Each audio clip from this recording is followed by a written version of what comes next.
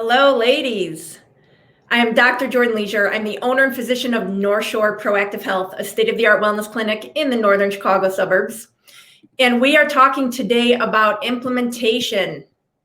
We are going to go over your why, which is very important, common types of stress, the results of stress, of course, cause and symptoms. We all can name a big common stressor these last few months. This is my why. I do practice in Libertyville with my sister, Dr. Jade, pictured there on the right. Our mother, Jan Leasure, is front and center. She is the head of Diamond Residential Mortgage in downtown Libertyville. I'm sure many of you are acquainted with her as well. Our sons, Parker and Jameson, are down in the front. And this entire picture encompasses my why I make healthy choices, why I do what I do, why I show up every day to help others make sure that they are healthy for their families. It is key that you find what motivates you. Your health is the foundation of your home. Good health allows you to live well, while poor health can keep you from accomplishing goals. What are yours? What are your goals? What have you been able to accomplish lately because of your health and wellness? And what are you still waiting on?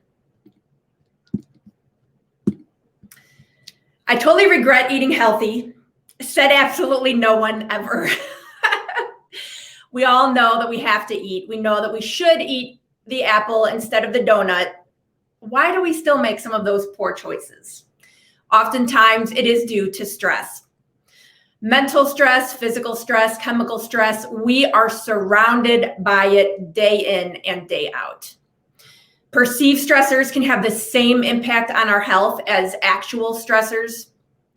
And living a life that is congruent with what you desire is going to help you eliminate stress, while if you are living a life that is incongruent, it will actually cause you additional stress. So if you are making some of those poor choices, knowing that you should be doing something or could be doing something better, that in itself will contribute to your levels of stress. Stress is up currently and happiness is down. I'm sure all of you have noticed this in your personal and professional lives. Now, back in April of 2020, 60% of the United States, and this was actually after COVID, had expressed feeling stress daily. Now, in updating this presentation, I found that 84% of adults said that they experienced at least one emotion tied to prolonged stress in the last 2 weeks. And that study was just conducted in January of this year. I know a lot of you ladies can relate, feeling symptoms of depression, anxiety, having digestive upset, having sleep difficulties. I blame some of that on the toddler.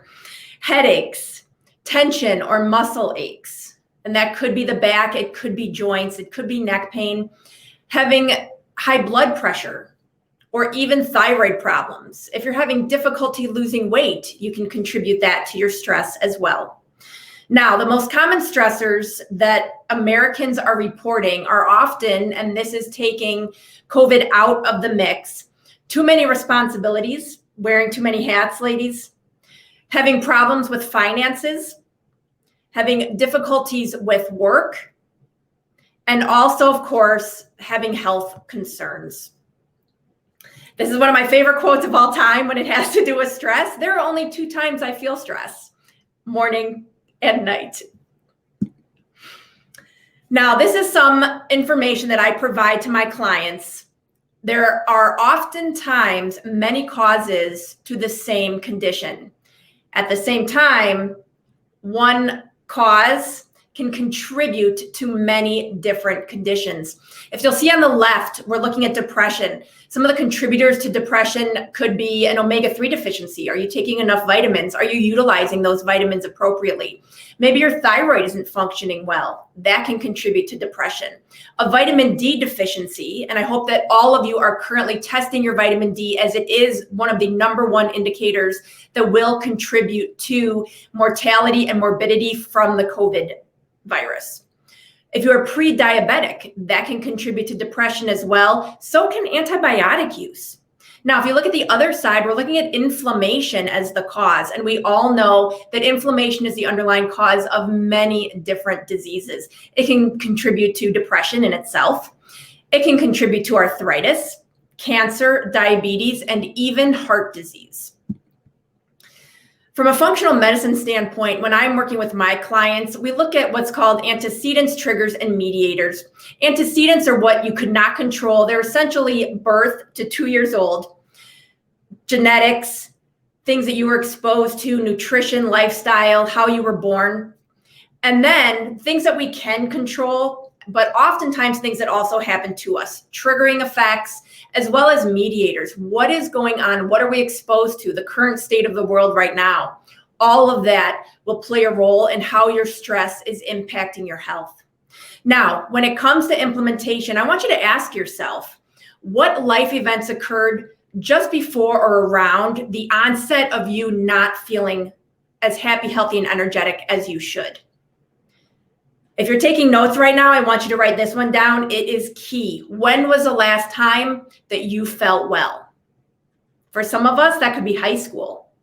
Maybe it was last week, but definitely document it so that we can focus on that feeling. And also what you consider well. If you could erase 3 problems currently with a magic wand, what would they be? Are they outside factors? Is it family related? Is it habits that maybe you could change up? What is one thing that you currently think is contributing to or caused either the illness or the feeling of dis-ease that you have right now? And then finally, are you ready? What is one thing that you can implement today, immediately, that would improve your quality of health and therefore your quality of life? This is how to lead what we call a leisure life. I'm often asked how I juggle everything I do, maintain my sanity, that sort of thing. And I'm going to give you the secret sauce right now. It includes diet, stress management, daily exercise, and a spiritual balance. When it comes to diet, I want you to make sure that you are avoiding sugar, that you are planning ahead and organizing, and that you are eating 9 servings of fruits and vegetables every single day. Number 2, when it comes to exercising, you should be doing daily spinal hygiene. You should consider your spine similar to your teeth and it needs movement, brushing, and maintenance every single day. You want to make sure that you engage in functional movements. Are you squatting? Are you reaching? Are you lifting with appropriate balance? And then finally, cardiovascular training. I myself have a Peloton, just rode it this morning. Are you getting out and walking? Maybe you're walking your dog, maybe you're running, maybe you like to swim. Make sure that you get that heart rate up as often as you can. Number 3, stress. We want to maintain balance. That does not mean eliminating stress. A lot of that can't be removed. However, you can change how you react to stress. Be proactive. Engage in gratitude. Keeping a gratitude journal has been shown in studies to be as impactful to your health as working out every single day. That does not negate what I just said about exercise, but imagine how healthy you would be if you were getting daily exercise and also keeping your gratitude journal. Maybe be grateful for the fact that you can move. And then finally, ask for assistance. There's no shame in asking for help and being overwhelmed, especially these days. So know your limits and ask before you reach them. Finally, having good spiritual balance. Know your purpose. Are you engaged in activities, whether that is professional or personal, that don't serve your purpose? They are what is contributing to your stress. Practice good self-care. And that could be anything from a massage to being able to say no to activities like the one that you're sitting in today. And then finally, be part of an active community. For some, that is church. For some, it's a bowling league. For some, it's a book club. But improve your societal health on a daily basis. If there's anything further or any time that you need help and I can be of assistance, please feel free to reach out. We do a lot of really fun things in the community, including our retreat that's coming up in April. Make sure you're taking your vitamins every single day and you are reaching for that balance and that healthy community. Finally, this is some of my favorite goings on. You will see a photo of my Valentine's gift to my son's class. They're actually healthy paleo bites as opposed to candy. Our second photo is of our last in-person retreat. And then finally, my number one why, Mr. Parker, in my favorite place, Sanibel, Florida. Thank you so much for joining me. Again, if I can be of assistance, I hope that you won't hesitate in reaching out. I wanted to wrap up in showing you a final photo of Dr. Jade, myself, and our father, John, who passed away 5 years ago this July. He is also a contributor to our why, because I do not ever want individuals to feel that they are not accomplishing everything that they can, that they are not supported, and that they are leaving this earth without concluding their role, which I feel like he did. So thank you so much.